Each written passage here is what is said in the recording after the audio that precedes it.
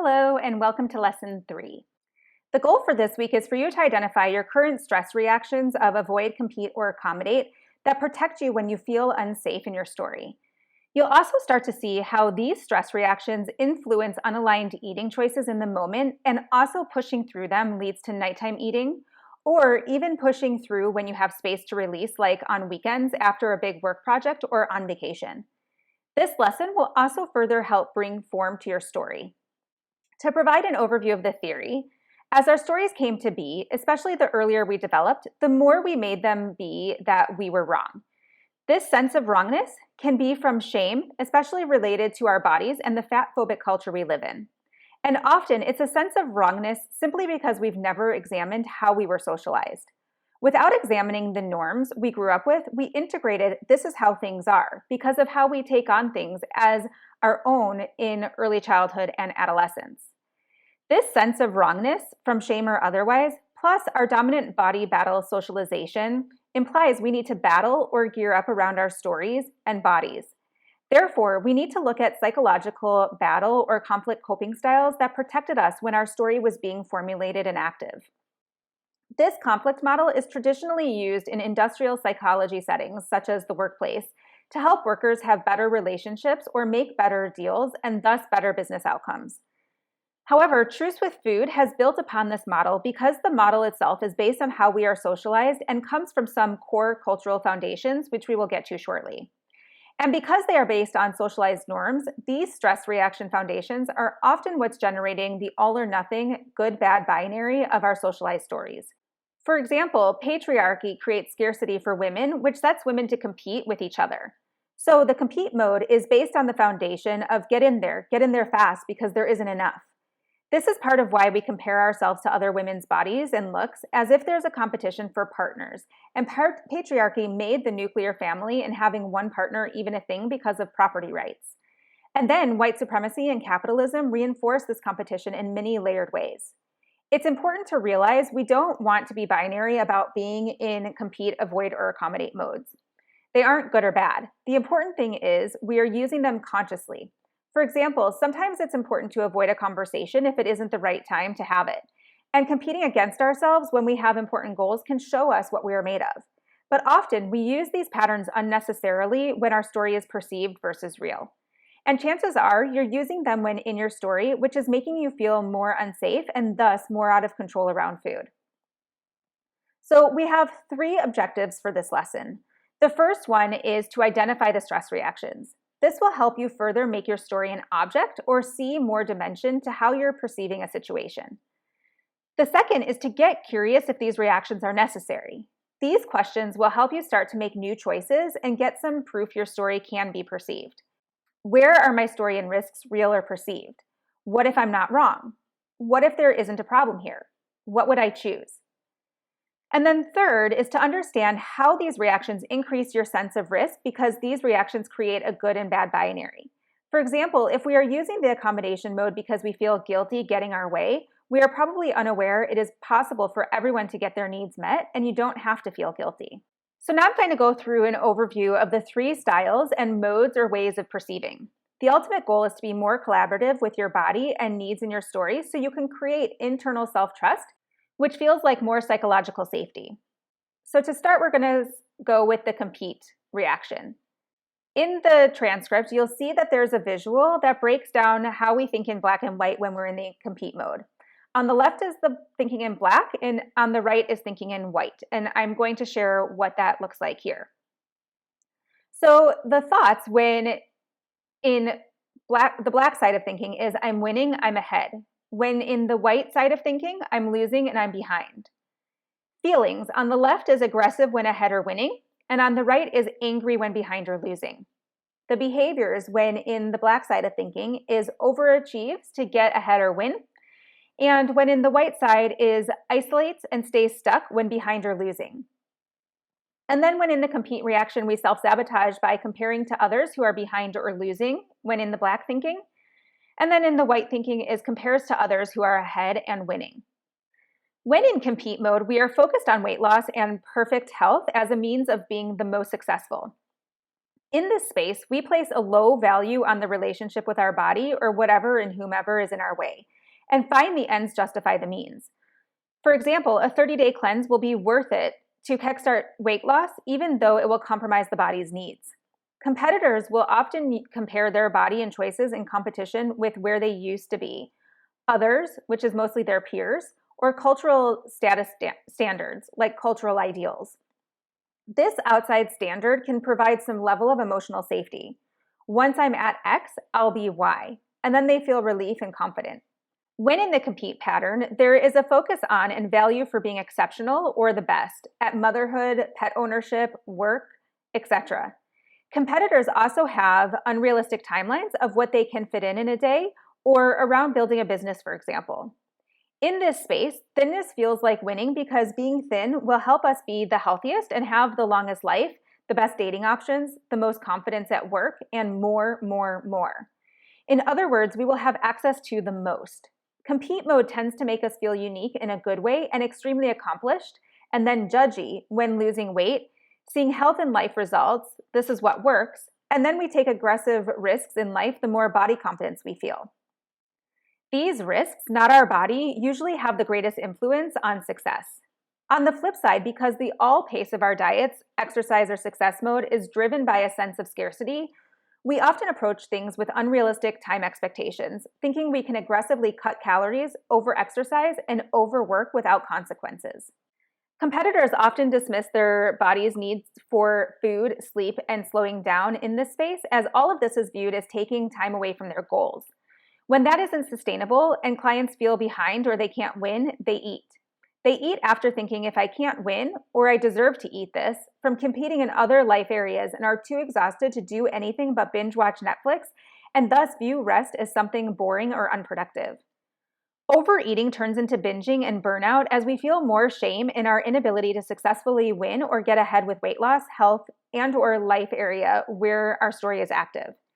We pile more on our metaphorical plate in the areas we are confident in because resting makes us feel like we are falling further behind and don't want to lose that source of confidence. More deeply, if we're behind, losing or failing at weight loss, we fear we will also miss out on meaningful success because of the scarcity that creates in compete mode. The compete reaction causes us to compare ourselves with our past selves or others, especially the same gender, including with our food, weight, and health.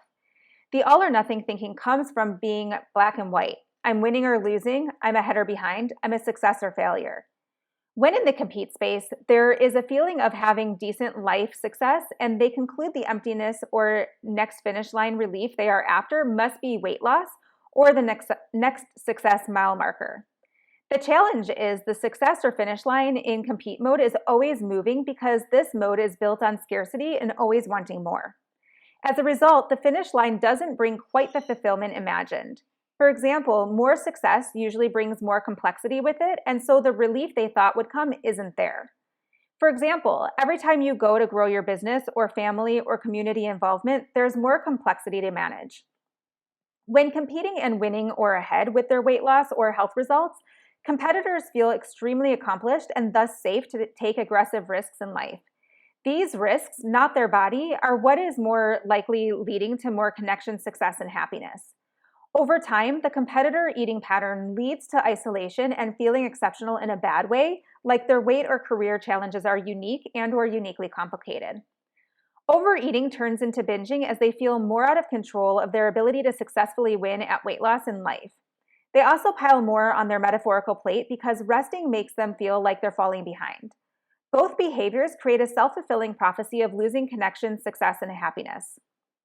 The growth opportunity in the compete pattern is for you to discern your own self-actualization metrics of success and values that your soul or the part of you that is unique wants expressed.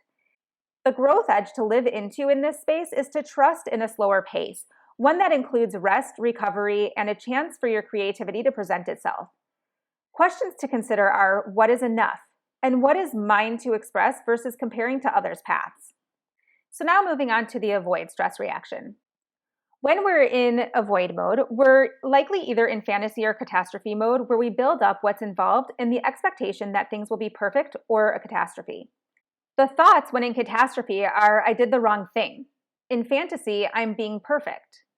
With feelings, when in catastrophe, it's condescending and self-doubt, whereas in fantasy, it's idealizing the situation. The behaviors in catastrophe are procrastinates and withdraws, and in fantasy, it's chooses intense and complicated eating and exercise plans. And they self-sabotage by building up setbacks in catastrophe, and in fantasy, they build up being perfect. This creates a drive for perfectionism as complete control, and eliminating the unexpected is the point.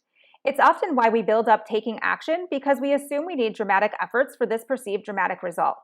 Diets and 30-day functional medicine gut cleanses offer this in spades. Or we avoid taking action because we might end up in a catastrophe that is overwhelming, awful, and the worst. Our emotions and needs feel too much in this space. Avoiders tend to build up the effort and perceived outcome. As a result, when we're avoiding, it's because we perceive the effort as really hard and uncomfortable. In this space, we neither value the relationship with our body or events and people in our story, or our goals, body and story revision. The avoid reaction leads to choosing dramatic, like lots of restriction eating plans, like Whole30 or keto, because we assume these will be the magic bullet. The more perfect, the better. This also enables us to bypass the emotional work and ever feel like we did the wrong thing because we follow the authorities' rules. Ironically, we are often craving ease when avoiding, in part because we've made things so much harder by avoiding them, our own humanity and/or reality. When we are avoiding, we tend to love formulaic and/or dramatic plans because they imply minimal complexity and humanity while also highlighting dramatic results that make food, health, and life appear to be a safe, straightforward, simple formula, which is an avoiding ease perfection fantasy. Or when avoiding and health paths inevitably comes to a crossroads of uncertainty and complexity, a new perfect plan comes along that promises to easily soothe their doubt. Avoiding feels like building up the effects of weight loss or eating perfectly because it will make it easier to be the real them, including expressing themselves and getting their needs met. When avoiding with food and their stories, they get to fantasize about all the perfect possibilities without any of the risk or inevitable discomfort. On the flip side, avoiding makes us procrastinate, often with food, and not want to rock the boat or be a burden. Avoiders never develop the skills to learn what foods work best for their body or how to get their human needs met, which will transform the emotional patterns that cause them to eat. Over time, the avoid pattern leads to resentful overeating outbursts through the drive-thru or on weekend getaways from ignoring their needs and craving ease from how hard we make our food, body, health, and story. This overeating has them switch to another rigid and dramatic plan instead of developing confidence from working through discovering the complexity of their unmet physical, emotional, and soul needs. Because they don't learn to always identify or communicate clearly about their needs while avoiding, over time, a self-fulfilling prophecy of food, health, body, and life being harder than necessary arises, and they can end up in high-stakes situations. The growth opportunity is to discern when you do and don't have control. When you don't have control, what do you want to create and choose from that space? When you are in an avoid space, your craving for structure, authority, and doing it right isn't completely unhealthy. Integrating the masculine, which is structure, and feminine, which are the cycles, rhythms, and mystery, is about flexible structure. This includes living into the question, how can I be with what's real versus fantasy or catastrophe? Moving on to the accommodate reaction. When in accommodating mode, we are in an either-or mindset that feels like we're either disciplined or undisciplined in pleasing ourselves or others, with the body being othered here too. So to break down the snapshot of the accommodate reaction, you've got either on the left and or on the right. And the thoughts when in either thinking is if it works for thin expert and influencer, it will work for me. In the or, this is hard. I feel worse, like cravings or low energy. I feel guilty eating cookies. The feelings are virtuous and deprived when in the either, and in the or, it's martyrdom or guilt. And then behaviors in the either are dutifully follows the plan and accepts mainstream and dogmatic ideas and over-delivers. And in the or, they eat for entertainment when food and life are boring. They keep score with themselves and others, and they eat treats only when they're earned. And they self-sabotage by, in the either, they choose restrictive plans like no meat or no sugar, they're people pleasers and peacemakers. And in the or, they blame their body and themselves, not the protocol. Therefore, enjoying our food or any type of satisfaction makes us feel guilty because the reward won't be coming because it isn't earned. Or if we get what we need, we feel guilty because we haven't sacrificed and thus have taken from someone else because the perception is either or. As a result, there's a sense in this space that everything has to be earned. When in accommodating mode, we value the relationship with other people, including experts, for example, want to be good, and don't value our own goal. When accommodating, we view eating healthy and weight loss as difficult because we use food to treat and reward ourselves from usually the sacrifices we perceive our story demands. We get excited to be bad on weekends and special occasions because it's an excuse for a well-deserved cheat or after a hard day where there was more have-tos and shoulds than want to and meaning. Also known to be a fixer, if someone in the accommodator pattern doesn't feel like they have a challenge they can fix or work towards, they often feel bored in their health pursuits and because of their story. And because they've accommodated the diet and medical worldview, they often believe their bodies need to be fixed or solved rather than to be understood. They're usually the first to get bored with their food because they aren't really enjoying it. Rather, they believe sacrifice is inherent to being good and have usually disengaged somewhere in life, usually around their story. They feel that being thin is rewarding because life will be more fulfilling as they choose more of what they really want once they've earned weight loss. On the flip side, when food becomes the main source of fun and connection, the desire to prioritize healthy eating during times of chronic stress gets lost. They will say they feel deprived, which is most deeply about the emotional deprivation from accommodating others so much. Over time, the accommodator pattern feels more bored and disengaged by food in life, looks for more and more reasons to cheat, like when they forget their packed lunch or because they have a hard day ahead, leading them to feel they have an abnormal love of food and it's harder for them to eat healthy. The more in accommodation mode, the more food becomes the center of their fun and weight loss to be a ticket to a more meaningful life. It becomes the main hobby. A self-fulfilling prophecy results as a love of food gets escalated because it's serving as a source of pleasure and reward beyond taste. The growth opportunity when accommodating is to realize that what you need and want to offer is also what your body, others, and the world most needs and wants. It's finding the reward in devotion instead of undisciplined gluttonous and disciplined sacrificing ends of the continuum. The question is, what of my own discomfort can I be with more, including unearned pleasure and satisfaction, so I don't have to be uncomfortable with it in others and try to fix and rescue them?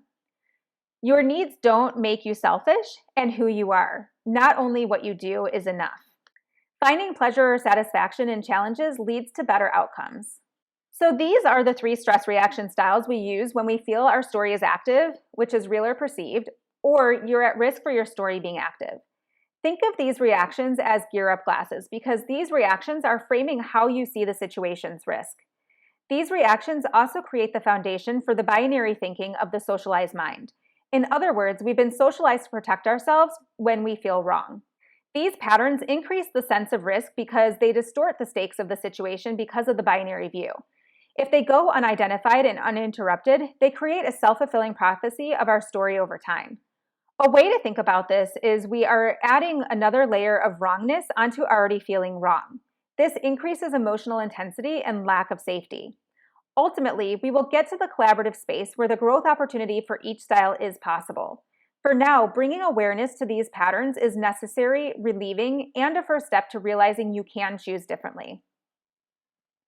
So moving on to the homework, the goal for this week is to continue to connect and identify your food noise, your story, and how you protect yourself with the 3 story stress reactions of compete, avoid, and/or accommodate. These stress reactions are more in orientation than behaviors, thoughts, and feelings, which traditional coaching and therapy focus on. You'll reflect on your past to help you begin to identify these ways of being as actual patterns versus who you are. You'll then be able to apply these concepts better to today. Distance, or seeing the water we're swimming in, is critical with adult development story work. By identifying your stress reactions, you can further have more distance in your story and often less shame. You aren't a procrastinator. You aren't inherently a people pleaser racked with guilt. This is another part of conditioning, and the more you can identify these ways of being, the more choices you'll realize you have. We also want to bring more compassion for yourself and to see how these reactions have served you well. This process can be so challenging because it's nuanced and complex. It's important to have compassion for how these responses were brilliant back in the day and have served you well. But like a friend we've outgrown, it's time to move into a new relationship with yourself. So now I'm going to walk you through the exercise. Using the compete, avoid, and accommodate snapshots on the worksheet and a foundation for your homework, you'll begin to identify how these reactions show up in your life, yet they aren't the only ways they present. You may have more and different thoughts, feelings, and behaviors, and that's okay. There's no right or wrong. Because we are usually competing, avoiding, or accommodating when our story is flared up, this will reveal more ways your story is active. You'll also start to see how death by chocolate or pizza is really death by 1,000 paper cuts of going into battle with life. So step 1 is to review your story timeline. See how you coped in the past with your story and how your stress responses were brilliant and helpful throughout your life. They protected you in your story and have garnered lots of success in various areas of our lives. Step 2, using this week's homework story journal tool, observe yourself in your story today to identify your current stress reactions when you feel your story is active or perceive your story could become active. Because food noise or overthinking a food choice are symptoms your story is active, you'll start out by writing down the circumstances of what, where, and when you have food noise or overthink a food choice. You'll write down the story and where you are trying to prevent a risk from happening. For example, if you feel like you might be exposed as being lazy, you might take on more to look overly productive. Or if it feels like the risk actually happened, what are you feeling at risk of? Some common examples are judgment, failure, rejection, or being misunderstood. For step 3, from your story, which stress reaction comes up? Be sure to write down the thoughts, feelings, and behaviors, including what you do and don't do. When in the avoid reaction, sometimes we don't take action or procrastinate, so be sure to capture that too. In step 4, experiment in low-risk situations to ask, what if I'm not wrong? Or what if nothing is wrong? What would I choose?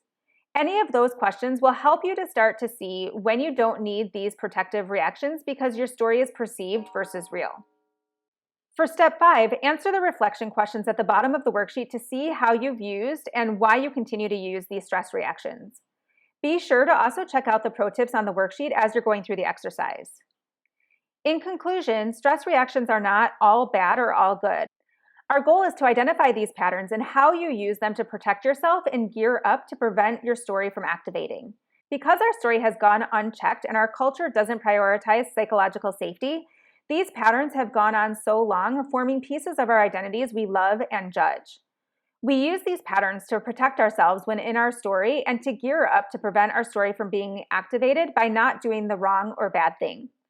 The more you can see these reactions, the less risk you will feel and the more choice and control you will start to feel over your life and food as you feel increasingly safer in the collaboration space with your body, self, and life. Often, the life control and choices comes first, and the food is a side effect. Let me know what questions you have as you're going through this exercise and the lesson, and I'm looking forward to chatting with you about what comes up for you next time we chat.